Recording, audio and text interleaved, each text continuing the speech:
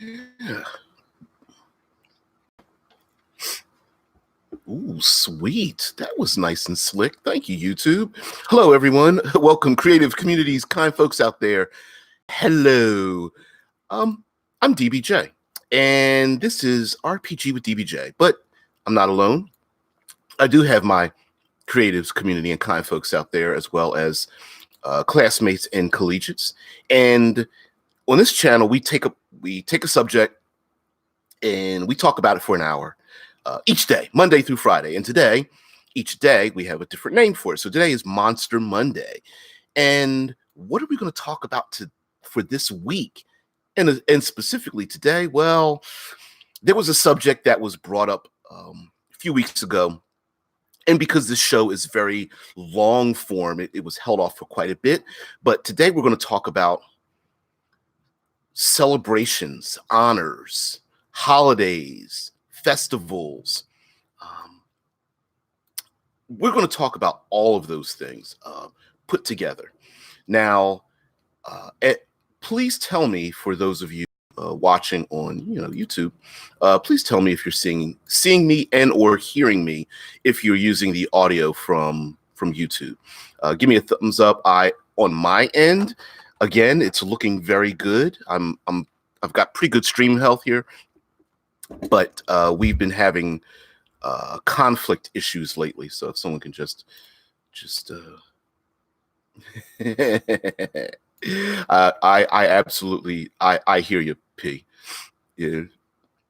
Well, thank you very much. Good. Okay. I just want to make sure that we are broadcasting. I've never had a problem receiving any of your messages, either here on the live chat on YouTube, or for those who want to hang out on a college campus, go over to Fantasy Grounds College Discord. And if you prefer to listen in and or have the ability to post in like pictures or links or talk a little bit longer form, you can do so over on Discord. If you join the Fantasy Grounds College Discord, you can join us cool kids in the boiler room. If you go on the left, you'll slide past all the administrators and classrooms and college students learning Fantasy Grounds, all for free, of course. But down at the bottom in the boiler room, that's where we hang out each day, 6 a.m. Eastern Standard Time for my time. But you'll figure it out. Anyway, guys, thank you. So today we're going to talk about talking about festivals and honors. We're going to talk about special occasions. And while there are very many, traditionally, there are families that have special occasions, we're going to primarily talk about group special occasions. And they come in a myriad of forms. Of course, we can think about holidays of giving thanks. We think about funerals or honoring our ancestors, from anything from ancient times all the way into the far future. Of course, we're going to absolutely do that on Future Friday as well.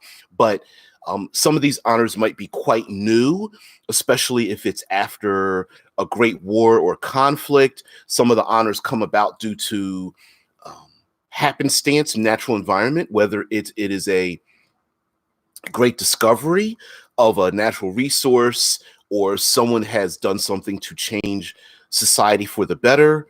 I'm thinking like a Nobel Prize and giving out awards and such, which also count as honorifics or celebratory events. There are also some communities will create a holiday based on, or a remembrance of sorts based on great losses, whether it's from a natural disaster, remembering the great earthquake or hurricane, tornado, or typhoon of 1163, or it may be in honor of the heroes that took part in that same event, or anything of that nature. So that's what we're going to talk about. We'll deep dive into it, and you guys can come up with some ideas. But today is Monster Monday. So now Monster Monday, in this context, is rather vague.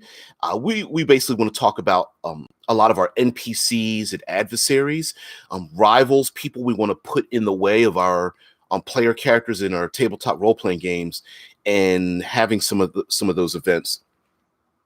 Rickard says, yeah, Tesla's like, can't leave out Krampus on Monster Monday. No, we cannot. Krampus and some other pretty horrible ones. Rickard says, so holidays to appease monsters? I'm going to absolutely say yes. And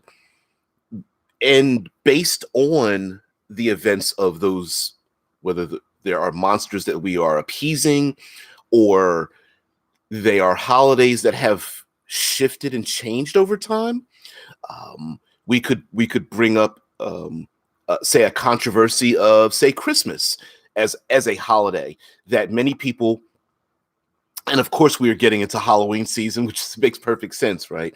Where different communities, let's go with the danger of is there a season 2 of Happy? I did not know that. Oh, what a great, bonkers, bizarre, lovable show. Oh my goodness. Yeah, the show Happy is excellent. I'm not going to get into that, but it's a great show. Yeah, noir detectives and imaginary friends. What a great combination. But talking about appeasing monsters, there's a possibility, like, for example, maybe a special occasion started out because one type, maybe there's a migratory animal or group of animals or monsters. Maybe they are sentient monsters that demanded something from a local community. And so periodically, whether it's once a year, it could be once a month, it could be a seasonal shift, equinox, solstice kind of thing. And the people could gather together for whatever reason it is to so-called appease the monsters. Now, it could be a natural thing, meaning people gather together, food items to give, to set out in a particular location for monsters. It could be something far more insidious, where much like Halloween or the reason for creating gargoyles and things, maybe people dress as these monsters as like an honor to them, so that, or it's like a rebellious act to dress as these evil monsters because we won't be scared of them anymore. There could be, maybe there were murders or kidnappings based on these monsters, and the only way to hide from the monsters that come about each month of this year is to pretend to be them so that they will overlook you in your house or something of that nature. I mean, there could be any number of reasons, and the initial history of why it exists could actually change over time, so that much like Halloween in our world has changed from a very religious thing to being absorbed by pagan rites and having shifted and changed over time as well. Rickard says, classic trope of the sacrifice. Someone in town has been chosen, either at birth or during some event, to be the sacrifice, to be to the big monster so that it doesn't destroy the town. And yeah, you're absolutely correct. You're like, that's a classic trope of the sacrifice, right? Hey, we're all going to get together to pick a person to, be used for whatever reason. We saw this in the television show Vikings, where before a great battle or whatnot, or to help out the community, someone volunteers or is volunteered to be killed in a sacrifice, as they have these great festival and orgies and things out in the woods and whatnot. And remember that perception makes reality. So it wouldn't, sometimes it doesn't matter that from an outsider's point of view, what they are doing might not make sense to everyone. Like, why are they walking that person up the classic virgin up into to the edge of the volcano and dumping them into the great monster that lives in there? Like, that's not a real thing, but for the community, it may very well be a real thing. Now, there could also be a monster that Yeah, Dead Man, the storyteller, says Halloween started out as a pagan ritual before it was co-opted by the Christian faith to add people to their flock, which was a common thing. Let's not get that twisted, right? Um, when if in your tabletop RPG setting, religion has a very powerful political base to it, oftentimes we've seen in our own world that the Christian faith has co-opted lots of pagan rituals, whether it is anything to do with the changing of seasons and heroes and things of that nature, and co-opted them so that the churches could have a lot more political power and a lot more spiritual power over the people. So why wouldn't a very evil demonic sacrifice of people have that co-opted by the local government, because they know these people are into it once a year and they figure, well, it's not really hurting anybody, except for the person being sacrificed. So why don't we just absorb it into our rituals and our beliefs? And it may even be a throwback to a period of time in history of a local community, which might be very much like the short story, I believe it's called The Ticket. Anyway, there's a short story of a modern day community that once a year gets together and they pick someone random, and the person that's picked randomly picks a stone, and then everybody else stones that person to death. And that is literally the end of the story. Someone gets stoned to death, and you're scratching your head where you're wondering, like, well, why would these people do that? There's no reason.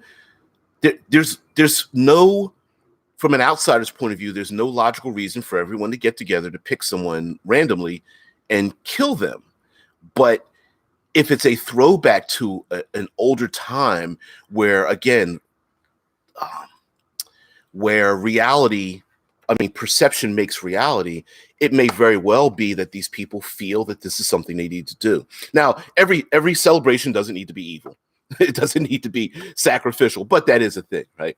Yes, The Lottery, not The Ticket, The Lottery by Shirley Jackson. Yes, it's a short and depressing, and many schools do like a little dissertation on The Lottery, the short story.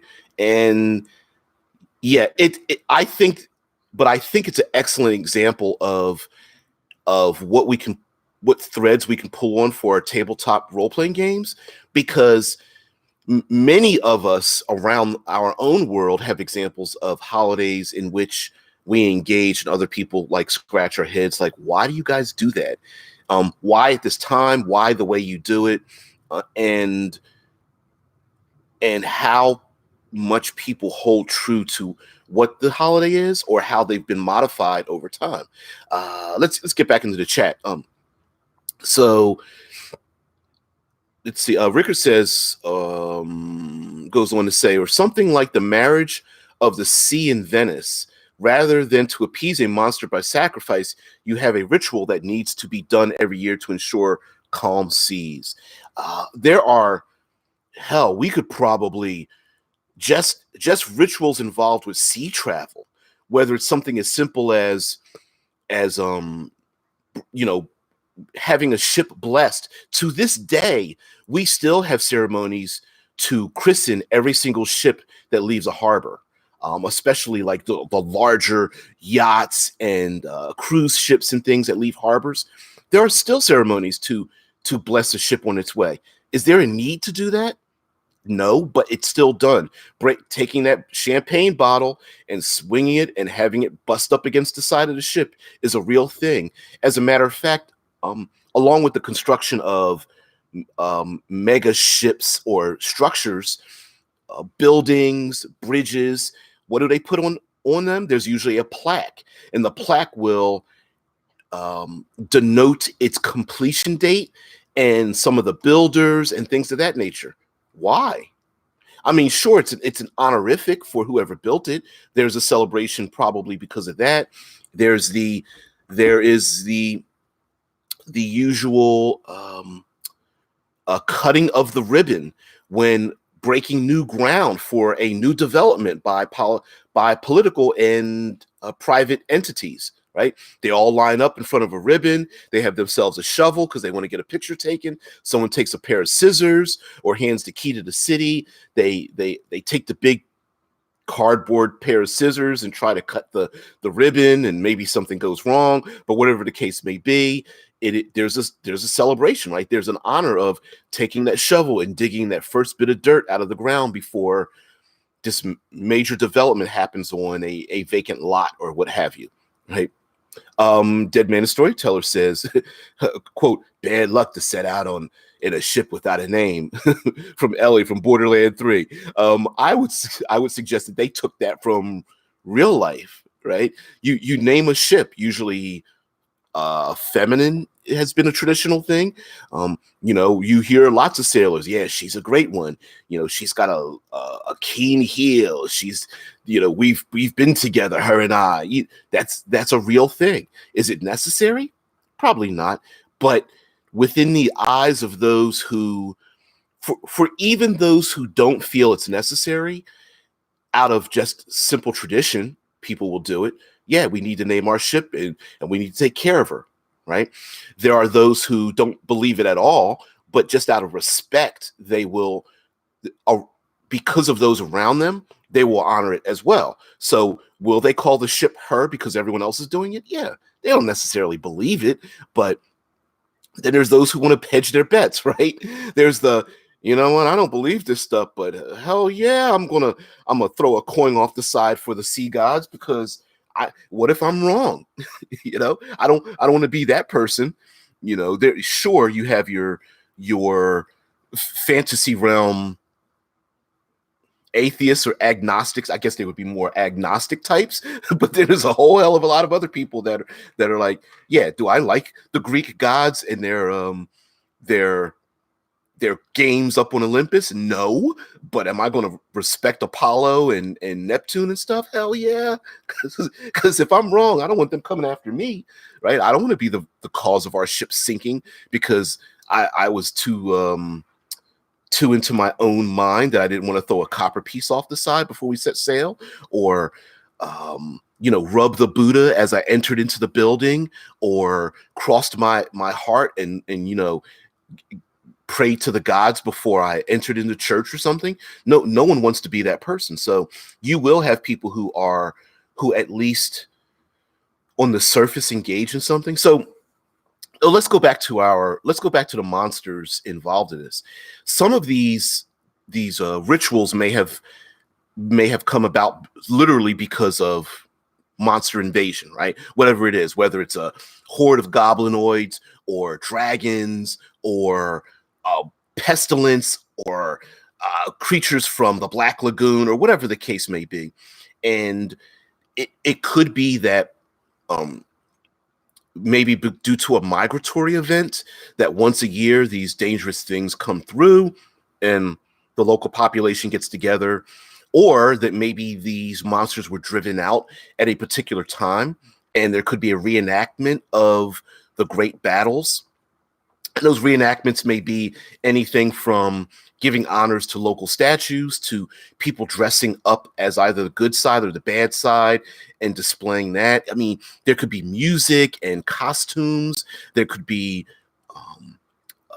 poetry and stories told. Some of these honors might only be a half hour long, or others might take multiple days to go through. And even these honors may even be done near ceremonies. Near cemeteries. Near cemeteries or like monuments, or they could be as simple as a holy location that hasn't been, going back to a specific location. I'm referring to you, religious center of our world, whether it's a Jerusalem or Mecca or something of that nature. There may be a location that people travel to, say, once a year or so, to engage in their rites. Now, of course, we do have say a once a week thing where people on Sundays, Saturdays, or Sundays go to their religious institutions. We even honor our weekends, right? Hey, I'm working all week. It's my weekend to cherish my day off. Maybe it's not so much uh, ritualized, but it is a thing, right? What are you working for? I'm waiting to, working for the weekend, every day. Dead Man says the Enterprise was several times referred to as female in Star Trek, though the female voice of the computer did help that. Yeah. And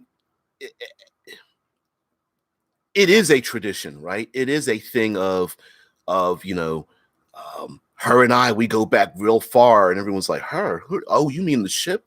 Yeah, it is a real thing. It's a naval thing. As a matter of fact, even that was even brought into the Air Force during, I believe, periods of World War I and World War II, where they would do nose art, and the nose art would signify that aircraft, especially amongst the bombers, and this even flowed into fighter jets as well in dogfighting. And so they would christen tanks and military vehicles and things with a name, and someone would paint on the side of them. And although it was never quite official, you can look up military nose art for some of the most recognizable ones. The Memphis Belle, I believe, is one of the most famous ones, having had a movie made about it. But yeah, nose art became a big thing, to like honor the ship, to give it a personality, and make it a real thing and treat it as a living thing, because they would hope that it would save their lives. Rickard said you could have it so that every year, as the first red water lily blooms, a lone bard must journey out to the mouth of the bay to perform a secret song so that the sea monsters stay away. And makes perfect sense, right? With having the great thing about having festivals or ceremonies is, especially if you're going to run a campaign, these are great ways to break up the time periods rather than like winter, spring, summer, fall. It could be that as this new period of time comes along, and maybe you as a game master kind of want to change up things a little bit, you can, as seasons change or periods of time change. Let's say this is the period of time for, using your example, Rickard, this is the time for trade and travel with distant islands or lands or something. This is going to be our sea. We're going to shift our campaign into sea travel, and so this particular event, the bard that goes out when the red water lilies bloom, and they have this somber ceremony, and all the people gather together, that this is a audio and visual cue for your players and yourself to go, we're going into a different phase in our world. And so maybe now you start to have, maybe in the beginning, the adventure was more urban and city-like, or took place around one particular coast. Now you might have more visitors. And I'll get back to the chat, but this is a great reason. Ceremonies are a great reason to bring together people from divergent locations and personalities and social statuses, and even monsters and such, to bring them together for whatever reason the celebratory event is happening. And it also makes a great place for friction to happen as well. Now, Tesla Ranger says U.S. naval ships hold a celebration for everyone's first time crossing the equator. You are absolutely right. That is right. I forgot that about one of my coworkers. Well, I have multiple coworkers that were in the Navy, and they talk about the first time anyone crosses the equator. As a matter of fact, here in the U.S., a naval captain or admiral or whatever rank they were got in trouble because videos went out about the celebrations that were happening on the ship, and some of them were a little racy, and that naval commander got in trouble for doing that or allowing that to happen on the ship, even though it was an unspoken code that this kind of thing was allowed to happen, kind of to release the tension of all the people in basically a small area stacked on top of each other and stuff. So Zev's like, for the first time in 9 years, I had a normal sleep last night, which hopefully us talking about rituals and things of that nature, maybe that would help you out there too.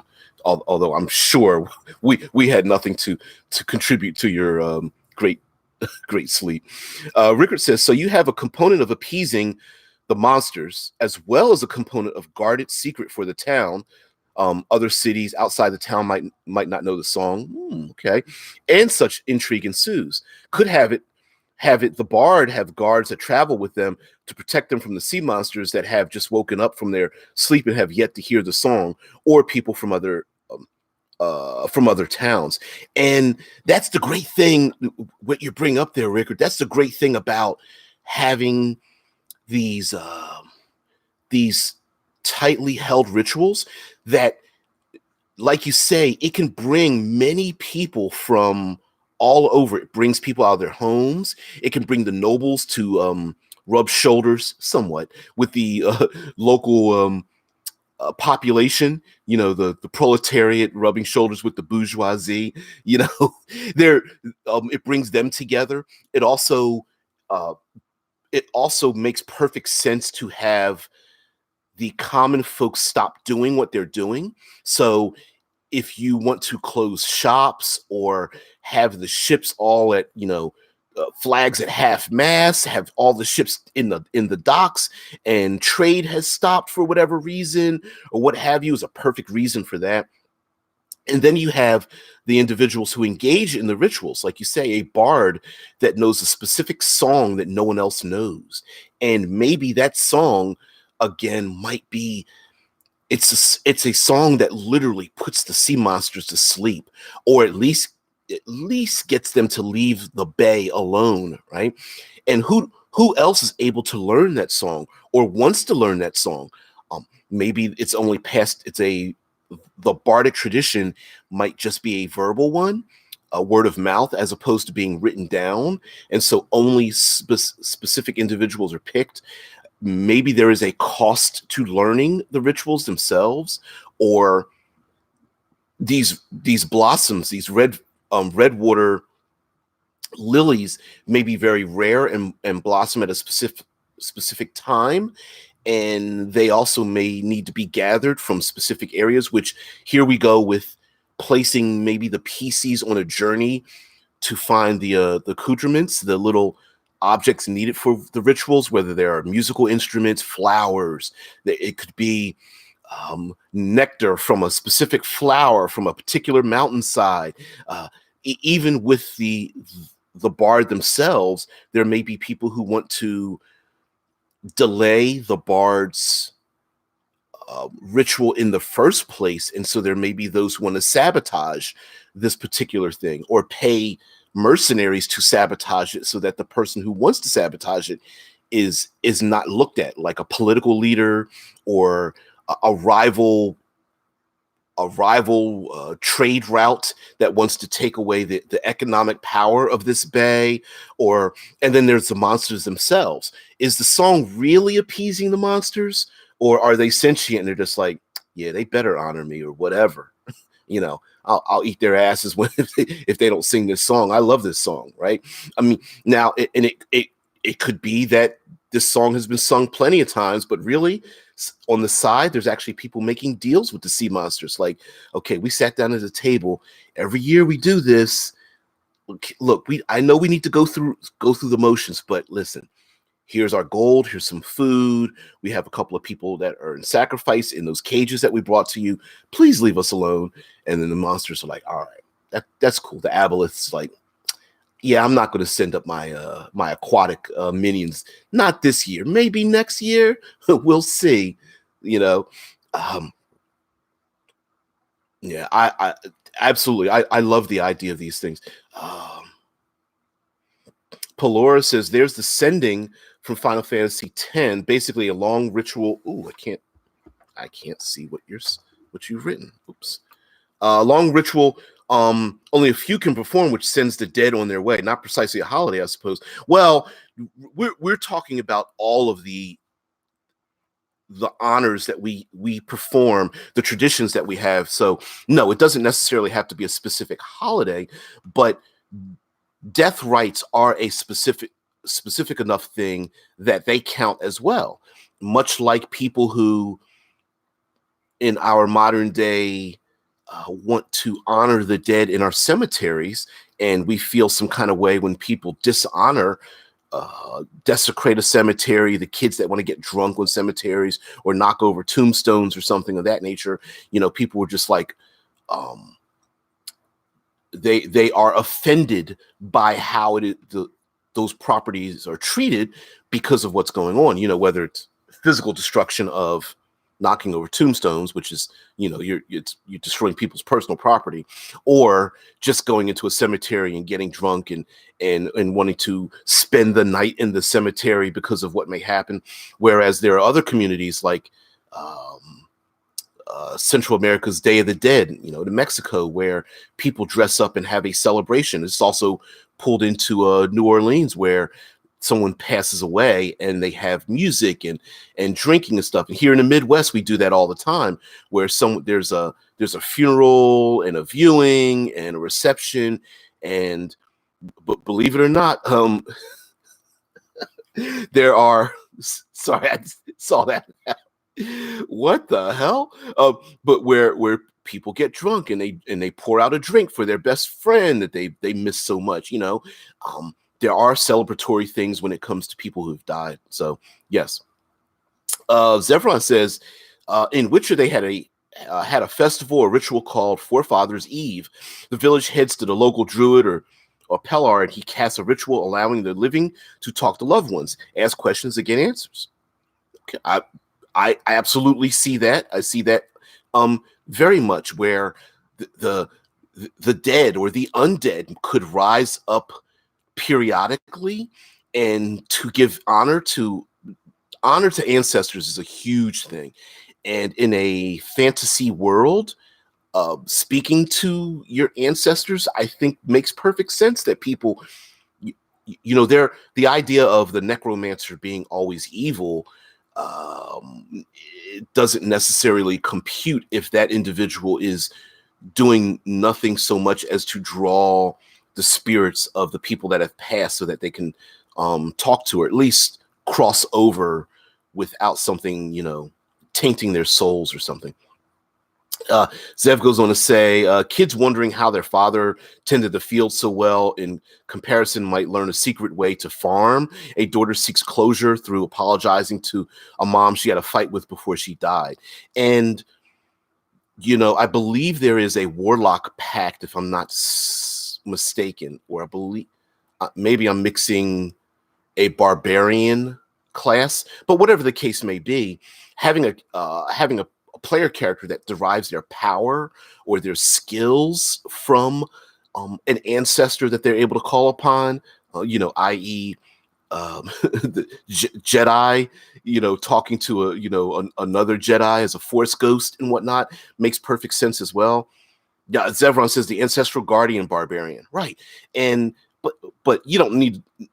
I feel like you don't need to limit yourself to the ancestral barbarian guardian archetype to have that for your player character. Maybe your character is a fighter and your older sister was a great warrior or something, and periodically you converse with your spiritual sister who teaches you greater sword fighting techniques or something, and that's how you get better.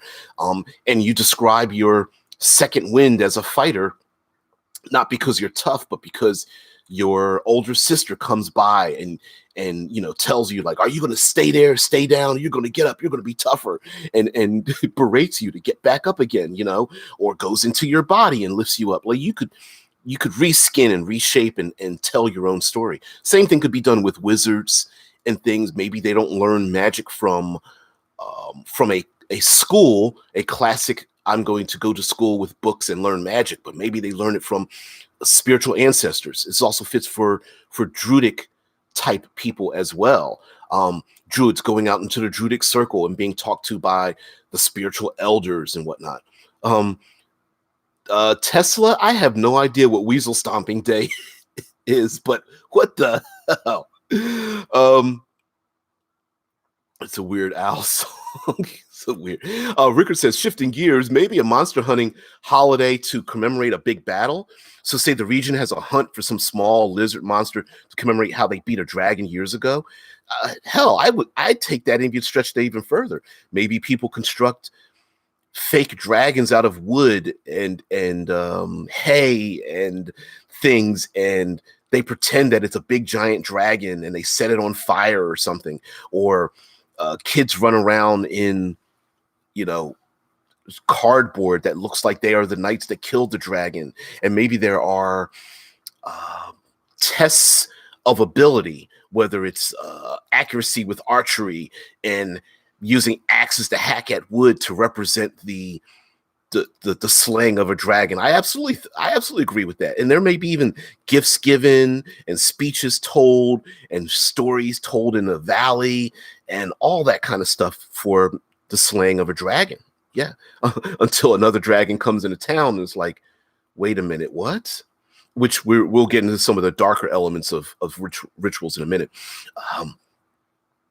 Ricker goes on to say you could have a hunting party go missing, which shouldn't happen as the monster they are hunting is really quite harmless. And more things start happening, suggesting that all might not be all right. Yeah.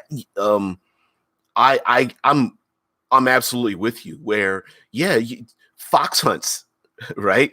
The people get together and they go on a half party, half drunken hunt, or these could be more of a competition to the Adirondack competition, right? Travel across many miles to get to the other side and see who gets there first or something. And that moves on to like the majority of the strongman competitions, which came about through honoring great work. You're out there digging or logging or surviving or something, and then those things turn into competitions, and those competitions turn into parties, and so on. So Tessa Ranger says, in the Sinfield, drive snakes into the town square, then fatally club them. Yeah. Has a strange desire to engage in some ceremony, painful, harmful, and or as such as grabbing or charming or dancing with poisoned snake, spiked and or bladed weapons, to exposing ourselves to the elements, whether it's walking across hot coals or for fasting is a thing as well. Not consuming food over periods of time, whether they are days or from not between sun up to sundown. There are many of these traditions that are done. And when the PCs come into your towns or villages or whatever, or visit new locations, having these these festivals happen could encompass a little bit of the history. It's basically a shorthand to let your players know you're in a different place, because this place is completely different than the other place you came from, especially if you want to differentiate, say, 5 different coastal towns. Well, give them different traditions, different celebratory events. Maybe that changes things, especially if you get into contention between a celebration that's traditional and the new people that come along who suffered at the hands of what that tradition symbolizes. So we'll talk about that in a minute.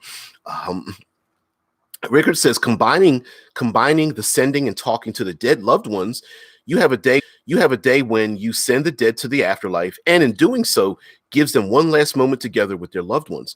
What happens when they are summoned but blinded by some unseen rage and can't be made to pass on to the afterlife? And that could very much be a portion of why it is so necessary to truly embrace or feel, to believe in what the ceremony represents. So as more and more young people are like, I don't remember dragons. I don't even believe in dragons. Right. But the older people are like, there really were dragons. You must honor them. Our great warriors passed on to the other side combating dragons. And the young people are like, whatever. No, it didn't. I talked to my best friends and they've never seen dragons. There's no evidence of dragons. That's all fake, And maybe the dead loved ones are like, the young ones are not honoring us. I cannot pass on again. I'm being drawn back or something. Yep, Dead Man and Storyteller says the movie Coco was all about Day of the Dead. And many of us come from, because we are an international group that hang out. Sorry, I just saw something in the chat. So many of us hang out. We come from different areas of the world, and even so much as only being a few hundred miles away to a few thousand miles away, we know of rituals of the dead. Now, mind you, celebrations don't have to specifically be about the dead, but there are many different rituals of the dead, whether it's how we handle someone's body, to how we deal with loss, to honoring our ancestors. Many people would claim that, the United States, we barely honor our ancestors, whereas there are other cultures that honor their ancestors going back 10 generations or more because of their, deep and rich history and such, and how that affects or reflects back on them. Now, Zev says the day of 3 crowns, the day the 3 local kings or queens adventured to a green dragon's lair and stole magical crowns from it. These magic items help their rise to lord or ladyship, and one day the dragon or its young may still be pissed off and seek their property back. I love that. I love that as well. In the Discord, down in the boiler room, Dead Man put in Weasel Stomping Day, and Tesla Ranger just put in a link to Wikipedia for list of fictional holidays. I wonder how long that list is. I'm not going to call it up right now, but I'm going to check that out. Fictional holiday. I'm sure those fictional holidays come from television, movies, probably popular books as well. Zev says in Witcher, the forefathers Eve quest goes wrong because the druid conducting the ritual killed his father when he was younger. His father caused the inner spirits to become bloodthirsty and attack. See, and that may be a thing where a ritual is done improperly, or the people doing it, like the druid who killed his father, right? If the bard sings the song wrong, if the people engaged in it are not of the faith, or did not perform, did not perform the rituals for the particular day, that could very much be a thing. That one sailor that didn't, rub the statue's nose or throw a coin over the edge or pray to Neptune and gets ready to destroy the ship, and everyone looks at that one person like, dude, really? You're that cheap? And like, hey man, it's my money, I earned it. You're going to think twice when a 600-foot king Neptune comes out of the ocean and gets ready to pierce the ship with a half-mile long trident or something, right? You know what I mean? It's one of those things where no one knows it's wrong until it happens, and then everything goes wrong. And cue the PCs to engage and go, listen, it's been 600 years and it's never happened. We're going to need your help. Yeah, the ghosts and undead that are ravaging our city. Yeah, it's kind of our fault, but we're going to need your help.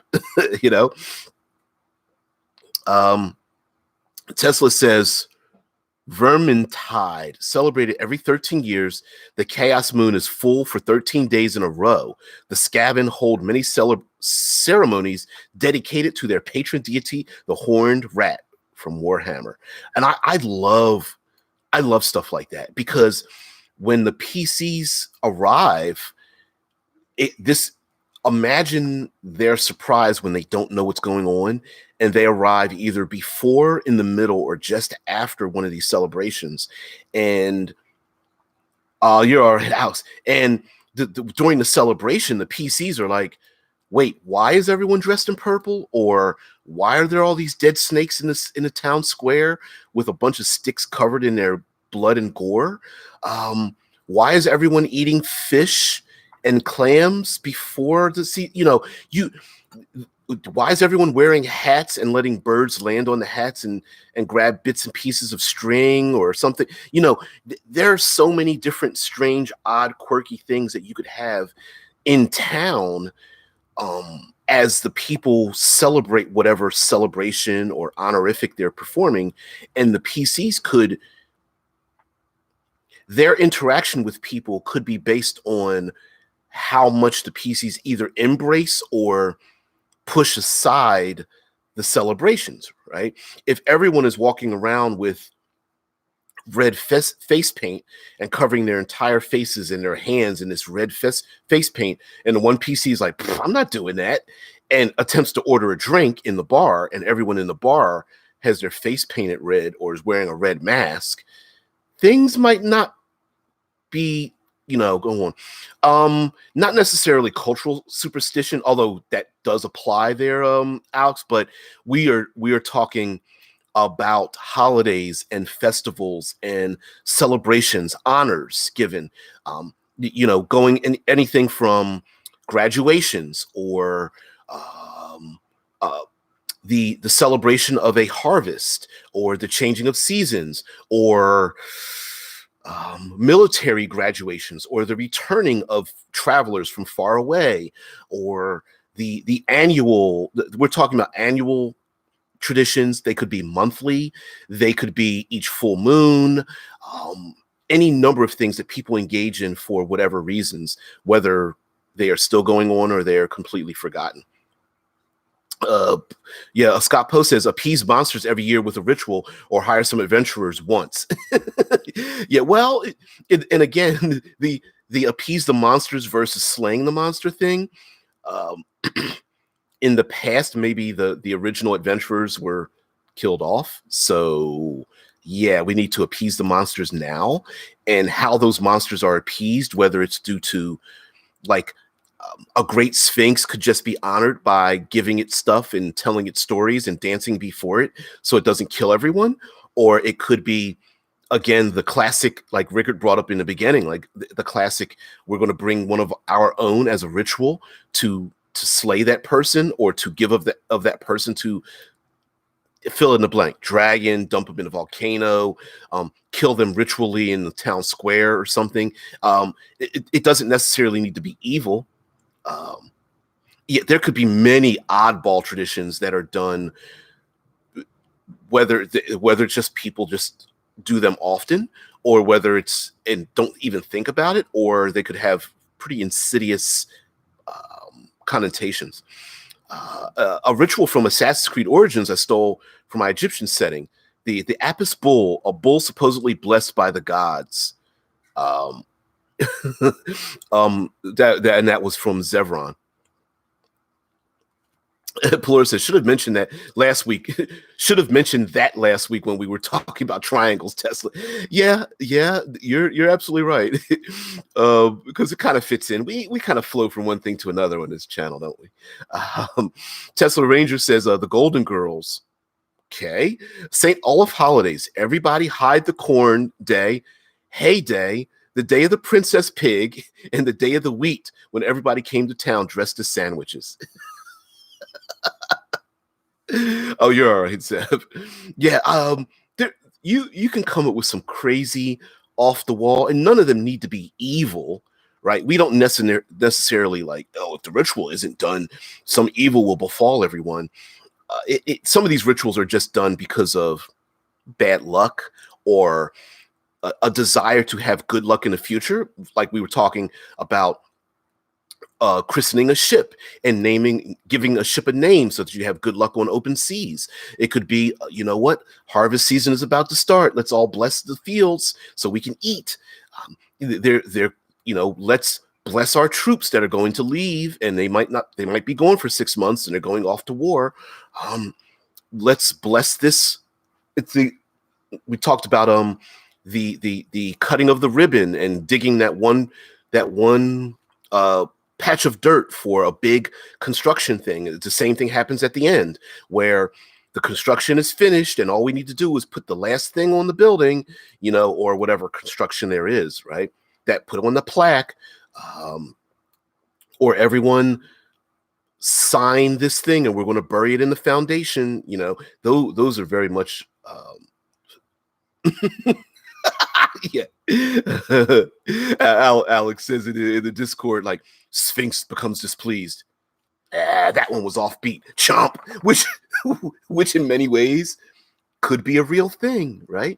And again, certain types of rituals or honors and whatnot bring together people from such disparate locations and possible financial status or social statuses that the act of the tradition itself may not be so important as to the people getting together to talk with each other, much like classically politicians we're having a gala to raise money for, and the fill in the blank with some crazy thing, right? We're raising money to feed the homeless or whatever. Really, it's just a bunch of rich people getting together, but you have yourselves your leaders of industry hobnobbing with, say, criminal organizations, hobnobbing with unions, hobnobbing with servants that are overhearing all of these things. So in your world, if you have sentient, let's say, for example, there once a year, there's a great gathering or something. So you could have, golden and silver plated knights hobnobbing next to sphinxes and manticores and ogres and naga or something, all hanging around in the same city for the same, all because they dispatched the horde of the beholders or something, and they ended up working together many years ago, and so they're able to get together and have a big festival where the kobolds are selling deep fried rats on one side of the room, while the gnomes have their Rube Goldberg machine making donuts on the other side of the bazaar, once a year, and they get together, and maybe there's a big thing about the young people having no problem hobnobbing with the evil monstrous races, but the older folks remember when they used to be at war with each other before they did combine together to drive off the beholders, and they don't want the young people hanging with the likes of those other people, right? Tesla Ranger brings up Ren and Stimpy had yak shaving day. The celebration involved decorating the house with disposable diapers, filling your boots with coleslaw, and leaving a bowl of hot lather by the bathroom sink. If you're good, the great shaven yak will come into your home through the bathtub and leave fresh shaving scum in the sink before going back to canoeing across the night sky. And unfortunately, I remember that. I absolutely remember that. Oh goodness. And could you imagine having something like that? Like, the people are great because, I don't know, the ancient pit fiend or something comes out of the pits of hell to leave behind its I don't know, its shavings in your sink and left you alone or something. Yak shaving day. Let's just hope that the yak just shaved his face. Yeah. For Pelora says it's nice having traditions which are obvious and not. Diwali and Christmas are both full of pretty lights, but you could also have everyone rack up to a town and nobody is in the streets. Yeah, exactly. Like, why are all the doors closed? Having an anti-celebration or anti-ritual is also a thing, meaning all the shops close, everyone closes their doors because it could be an hour or day or week of self-contemplation where it could be the day of silence and no one speaks to anyone for any reason. It could be, this is the day that the great evils took away our loved ones, and we are not to speak the name of the great old ones that came here at all. To honor this, we speak no one's name, for speaking their names could curse them or something, right? Rickard says, reverse the monster hunting holiday. For a day or week, etc., the monsters rises up from their sleeping place and goes on a hunt. So everyone has to hide for however long the hunt lasts. Yeah, what a great way to have an urban adventure with monsters running around, that this maybe this great city was built in a place that happens to be in a location where these monsters come rushing through, and yeah, everyone hides except for the hunters, and there could be a celebration beforehand, before the hunt starts, and then when the hunt starts, everyone's locked away, and everyone in the hunt is like, listen, we may not like each other, but we're all part of this hunt. So maybe the player characters are fighting alongside minotaurs and ogres and ettins and harpies or something that want to take part in this great hunt as well, which would be kind of a strange thing. There's a triangular conflict for you right there. Hey, someone dies in a hunt, no one saw it.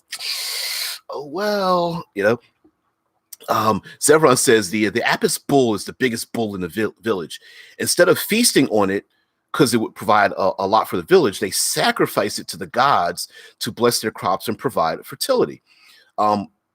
How common is that, right?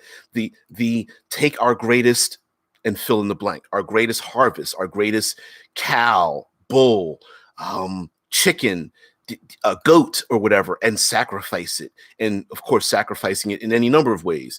They kill it, they burn it, they stake it out in the woods for a great monster to eat. They, I don't know, pierce it with a spear or whatever the case. They feed it poison and send it off on a barge or something, or whatever the case may be. Dump it down into a huge well or pit or something. But very much so. And again, like you said, for crops and fertility is a huge thing that's very important. And if the PCs disrupt that, maybe everyone looks at them like, oh no. For example, who's to say that the women, that you need to bless fertility because those people are giving birth to the very monsters that exist out in the wild, and that giving birth to a child, the child might have elements of becoming an ogre or two-headed ettin or whatever the case, whatever the case may be, turns into a drider or ettercap or something, Ooh, sacrificial prize-winning pumpkin. We still have festivals here. We have a pumpkin festival, tomato festival, garlic, strawberry, balloon. I know you guys can pop in a ton of festivals that you guys have that are about a specific thing, whether it's a specific food or specific activity or something. Ziv goes on to say, blessing to the women of the village. Upon its death, a huge festival is made to celebrate the upcoming blessings. The meat on the bull should not be eaten, for that will curse everyone until another bull is chosen, and that can take decades for a bull to be properly chosen, be blessed, and raised to adulthood. Again, very much a pulling on a real life thing that you can absolutely layer into a tabletop role-playing game. Pelora says prayer in temples could break social status by requiring everyone to wear simple clothing. The king could be kneeling next to you, but will probably have a nicer pillow. Masquerade prayer. Praying. Yeah, that can be a real thing. The idea of the common man and the rich having to wear burlap sacks to engage in a particular prayer in temple, or the stealing this from Game of Thrones, which stole this from real life. A religious figure could exist outside of the social status, forcing other people to engage in the religious rituals that breaks the status of rich and poor, high and low class, royal blood and commoner. So yeah, to enter into the religious place, they may say, no, you can't come in here with your jewelry and your rings and your weapons and no, everyone, here's a burlap sack and a piece of hemp rope and bare feet. And if you want to talk to me, you wear that. And what a great way to put the PCs on their heels when they realize that their enemies and themselves have to walk into a place without weapons. Of course, the monk is like, I'm used to this, whatever. Rickard says the Conference of Seven, the 7 rules the 7 ruling original nations gather at the start of each new century. For the last century, one nation never attends, as they betrayed the 6 during a big battle with a big evil. Ooh. And what happens when the 7th shows up, maybe? Yeah, he goes on to say, but this year the evil nations show up with their retinue to attend the conference. I started a game one time with that, I was specifically playing on that, where I think it was an ogre, an orc, an ogre, and some other giant-sized creature came into town with, one was reading a book, one had a crown or a tiara on, and another one had a glowing stone floating around its head. And they beseeched a council to become recognized as a nation, and they brought with them a wagon filled with the dead children and pregnant women of their village that were killed by the local knights. And it was so horrific that they were granted status on the council, and that's how the game started and stuff. So yeah, you could absolutely do that. Peach Fest. The Arnold Fest, apparently. Yeah, Rickard, you didn't see. Oh, the stream didn't work. Maybe I'll go and get it later on. But I brought out my medals that I got from my Arnold Fest there, Rickard. So there. Yeah, I showed them to everyone, although the audio wasn't any good. So whatever. Plur says, I've done a dumb, as in mute supper, which was that nobody speaks. You set places at the table for spirits. You don't serve yourself, and eat courses in reverse order. That was interesting. Wow. I could see that. Vows of silence and being mute, and other religious atonement things could be done by a population for whatever reason, whether it's seasonally or yearly or full moon, or some specific thing happens, like hurricane season, typhoon season or something, or earthquake or whatever happens, thunderstorms and bolts of lightning strike out of the sky, and then people engage in a particular ritual to keep the gods appeased from performing some particular thing,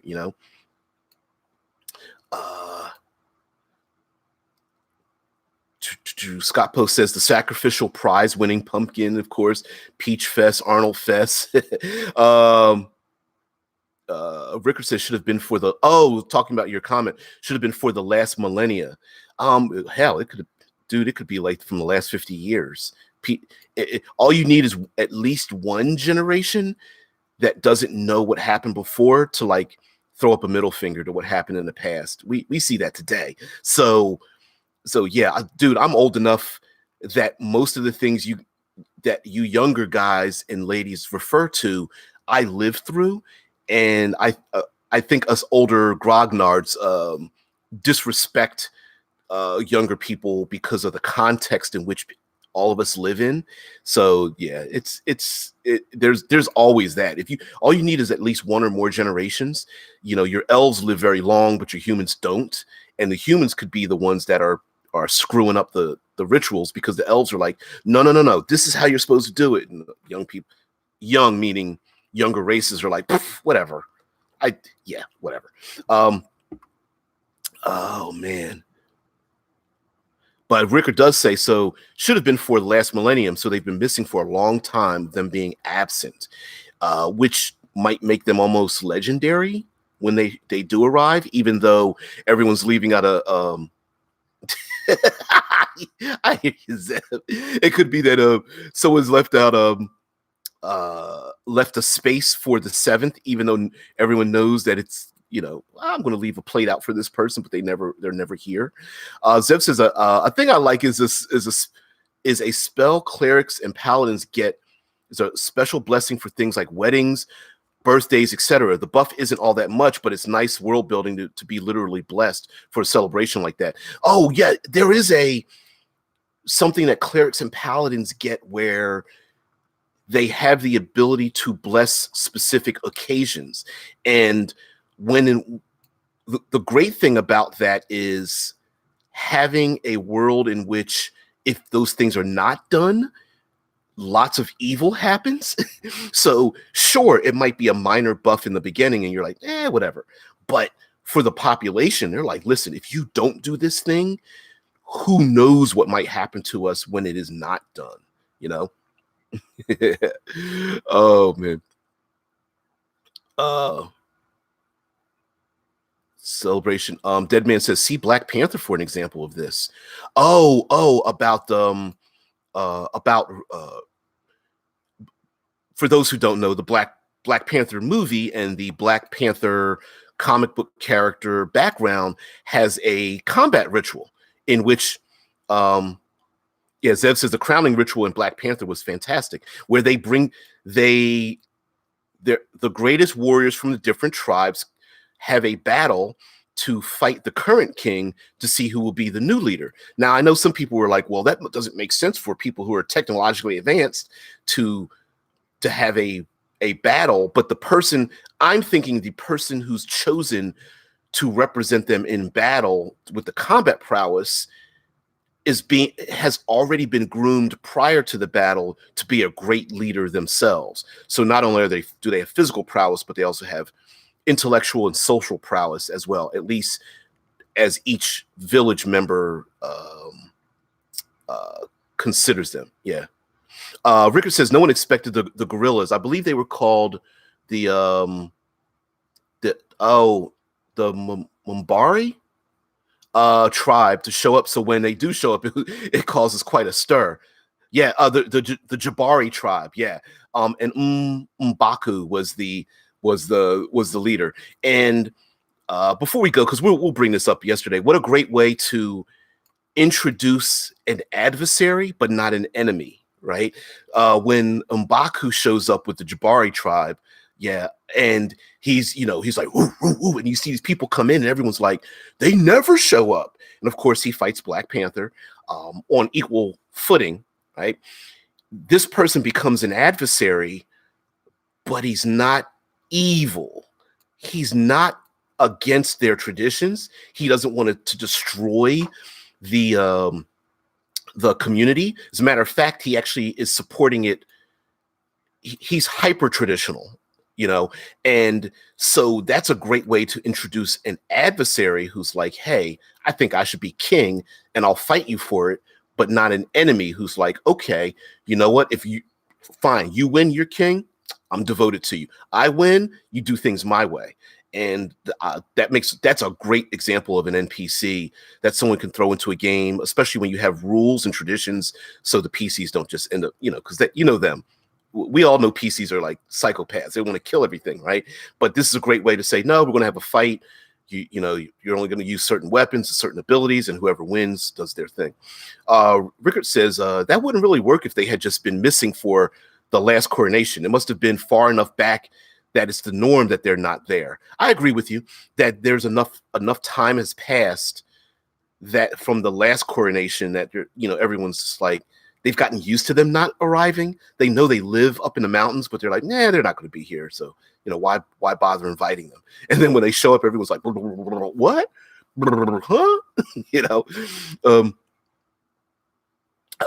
Pelor says, weird having the apostrophe with an Africanized name. It's very common to start names with an M, though.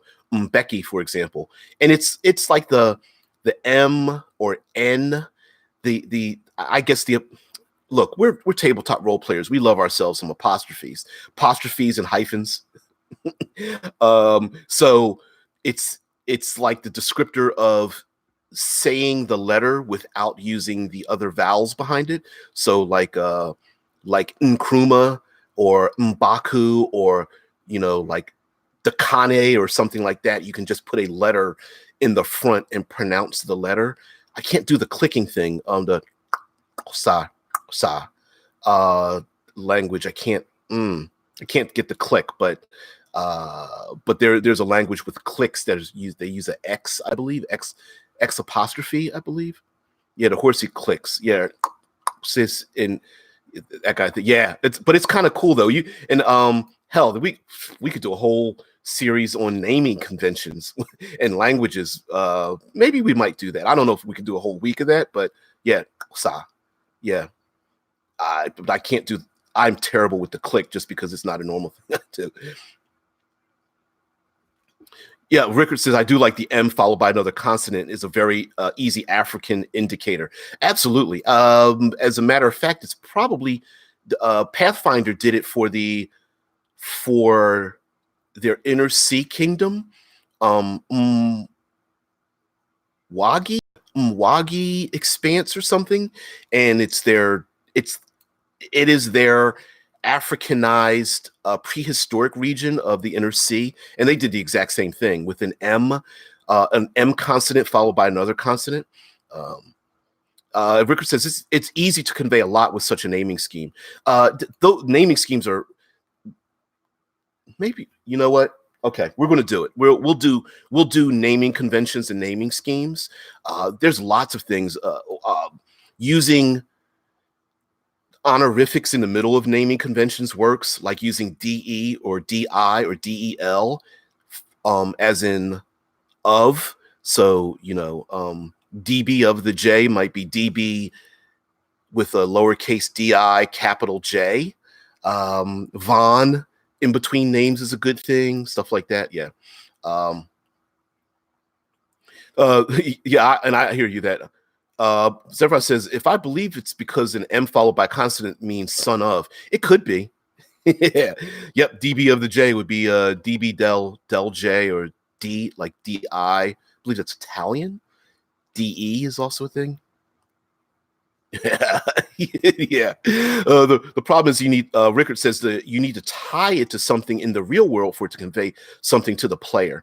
And that's a great way to, essentially, it's a great shorthand, especially when you use certain naming conventions in our world to tie it to something else.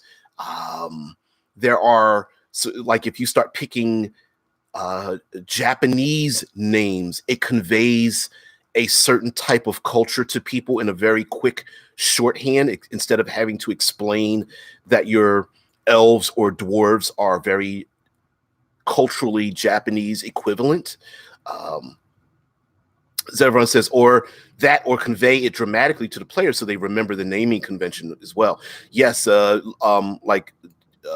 is a very much a prolific Egyptologist in our group, and using Egyptian-styled naming conventions would very much tell me, as a player, that if I ended up sailing across the ocean and getting to this island and describing what I see, a big giant sphinx and birds so large it's like as large as a mountain, and people are dressed a certain way, and here are their names, and I'm like, oh, I know where they're from.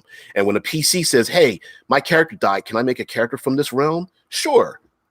What do I name my character? Well, they name their people this way. All right, guys, we've gone past our hour mark. I do need to head off to work, but thank you very much for joining me. Yep. Dead Man says Japanese naming convention has the last name listed first. We could go with the ancient naming convention of being named for something. No, you guys take care of the DB of the J. There's the naming convention of the things that you've done in your life. My name is Alan Horse Trainer. You can be named that way as well. And of course, in our current world, we name ourselves. Let's get it right. We have avatars. We name ourselves of who we are in our social media convention. So for all intents and purposes, Zevron 08 is literally Zevron 08 in my head, and it doesn't bother me at all. So Zevron, Pelor, Rickard, Scott, all you guys, whether you have an acronym or something for your name, means nothing. But it means everything. That's who you are. And so, yeah. Yep. Cartwright meant cart driver, a man who drove a cart. Yep. How about all those last names? Miller, Carpenter, Smith, all the Smith derivations. Bob Porch, Bob, who was born on the porch.